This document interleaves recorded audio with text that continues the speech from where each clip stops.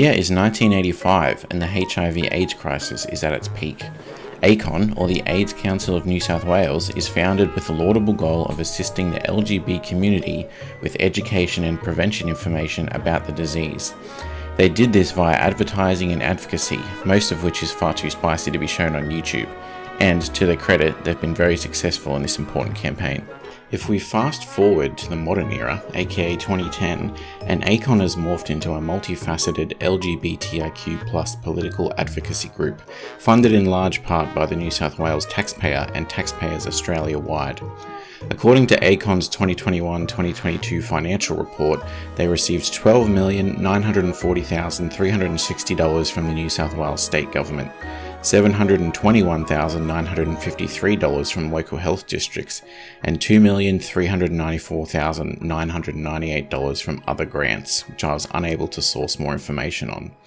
This combines for a total of $16,057,302 of taxpayers' money in the grant funding alone. This represents 73.84% of their total revenue of $21,744,638 in 2022. ACON's second highest income stream is listed as fees for service, which comes in at a whopping $3,876,869 in 2022, and this is where the broader Australian taxpayer comes into play. ACON's Pride and Diversity program was launched in 2010 with the assistance of Stonewall UK and the Diversity Council of Australia, and it went fully intersectional around 2015. Their stated mandate is to reduce stigma, homophobia and discrimination in the workplace and set a national benchmark for leading workplace practice in LGBTQ inclusion.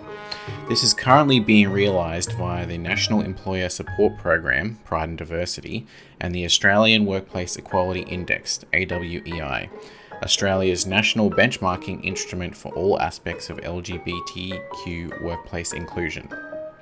ACON have since also started a Pride in Sport and a Pride in Health sub-program to focus on those areas specifically.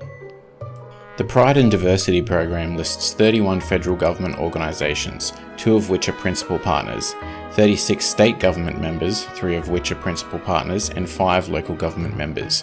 Principal partners to the Pride and Diversity program pay $10,525 annually for membership alone, and standard members pay $6,000 annually. Federal taxpayers are contributing $242,500 annually, state taxpayers are contributing $228,000 annually, and local taxpayers are contributing $30,000 annually, for a combined total of $500,500 on top of the generous government grant money specified earlier. This means all Australian taxpayers are paying at least twice via federal and state taxes, with the unlucky residents of the 5 local government members having to cough up 3 times to the same organisation for membership alone. Pride and Diversity also lists 22 higher education institutes, mostly universities, as members, as well as 8 not-for-profit organisations, all of which receive some degree of federal and state government funding. On top of membership fees, Pride and Diversity also charges for consultation, training, and gender affirmations in the workplace, with members receiving a discounted rate of $347 per hour, scaling up to $1,995 for 8 hours for members, and $2,695 for non-members. So not only do ACON charge membership fees, but they also sting the taxpayer again for the costs of training.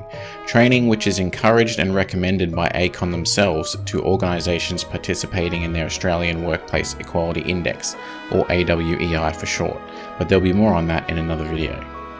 Pride and Diversity has a public membership listing which they use as leverage to get more organisations to join them, with the implication being an organisation that doesn't actively participate in implementing ACON's preferred brand of social inclusion and diversity must therefore be against it.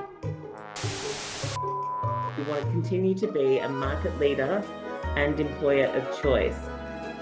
But in the case of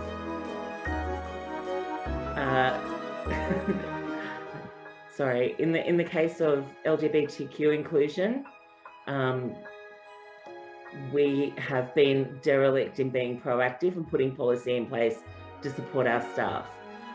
Inclusion is a verb, and we need to be actively inclusive and not just assume that people know that we are inclusive.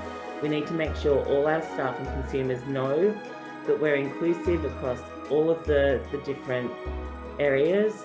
Otherwise, we may be seen as being the opposite. It's that old thing of if you're silent, you're on the side of the oppressor. Ultimately, they act as the LGBTIQ+ mafia, highly concerned that something bad may happen to an organisation's image and offering a way out via insurance or membership to their Pride and Diversity and AWEI programs. Those programs then offer more and more insurance to the organisations, ensuring they can gatwash their organisations appropriately, as well as display the relevant symbols to ward off any potential social media mobbings, or bad press for not being inclusive enough as long as they pay up. The conflict of interest should be readily apparent to anyone who takes even a passing glance at this situation. Funneling taxpayers' money into overtly activist organisations is never a good idea. However, despite their trifling social media presence, ACON have managed to ingratiate themselves within every major federal and state government organisation in Australia and are actively helping to write policy frameworks for these government organisations in line with their LGBTIQ+ inclusion goals that are based on critical theory and social justice cornerstones, specifically intersectionality and trans rights.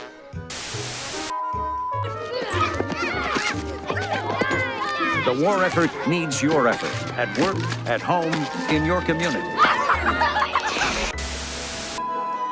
While advocacy groups play an important role in promoting social change, government participation in advocacy groups' programs is not an appropriate use of public funds. This can lead to a conflict of interest, funding bias, inefficiency, and political patronage. Instead, advocacy groups should remain independent and rely on donations and contributions from their supporters to maintain their operations. The government should focus on programs and services that have a clear and measurable impact on the community and provide support to all sectors of the community. Thanks so much for watching and listening. If you found this video interesting or helpful, please give it a thumbs up and subscribe to the channel. You can also find me on Twitter and Twitch at the links down below. Thanks again.